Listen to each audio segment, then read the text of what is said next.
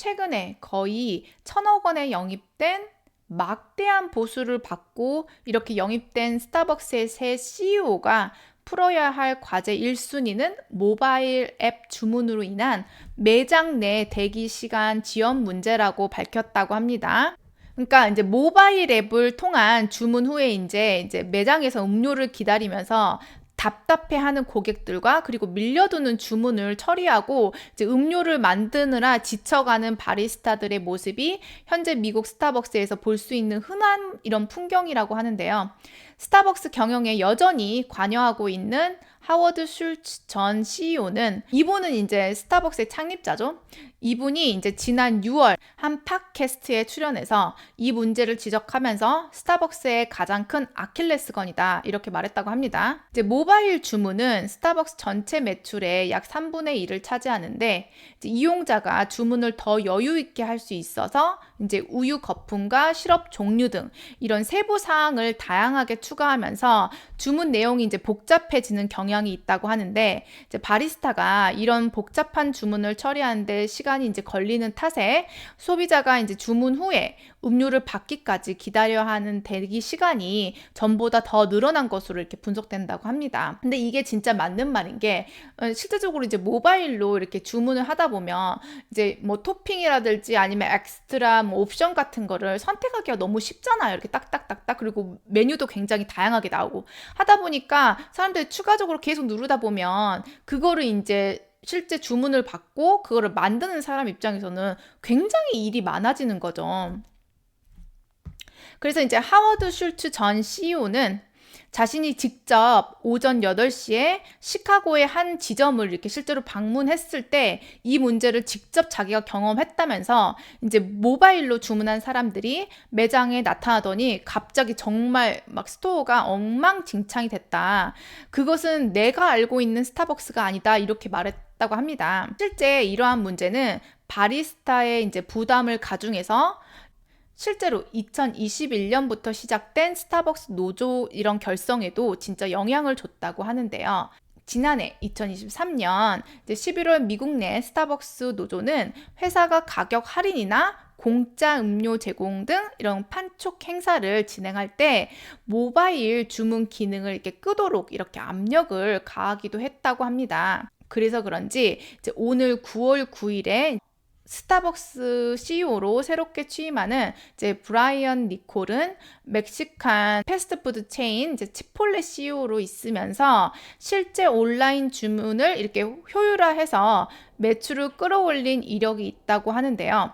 이제 니콜은 이제 치폴레에서 온라인 주문 전용 이런 메뉴를 출시해서 처리 속도를 높이는 한편 이제 로봇 공학 회사와의 협업으로 인해서 선택 사항이 이렇게 많은 브리토볼 메뉴를 빠르게 조리하는 실험을 해왔다고 합니다.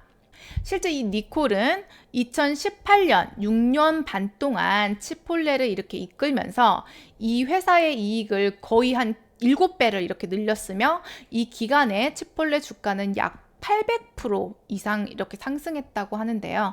당연히 이런 CEO를 이렇게 데려오려면 그만한 대가를 치렀겠죠.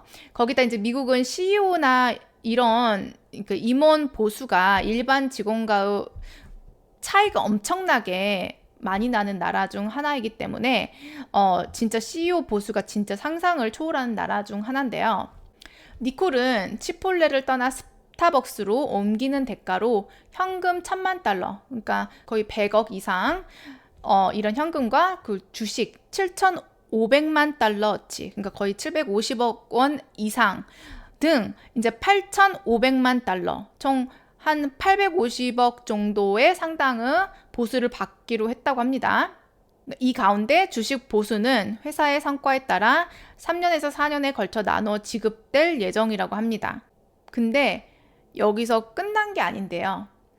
이에 더해서 그는 연간 CEO 기본급으로 매년 160만 달러를 받고, 그러니까 매년 16원 이상의 기본금을 받고 목표 성과를 달성할 경우 현금 보상으로 최대 880만 달러를 더 받을 수 있게 된다고 합니다.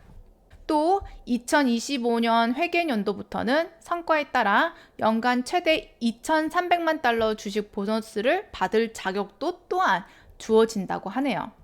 그러니까 거의 이것저것 합하면 거의 1,000억 원 정도의 보수를 받는 거나 마찬가지인데, 뭐 이거는 거의 CEO, 그러니까 즉 월급쟁이 사장이라는 게 아니라 뭐 거의 웬만한 중소기업 이런 오너 수준인데요. 이게 지금 거의 1,000억이라는 돈이 이번 스타벅스로 옮겼을 때 받게 될 돈이잖아요.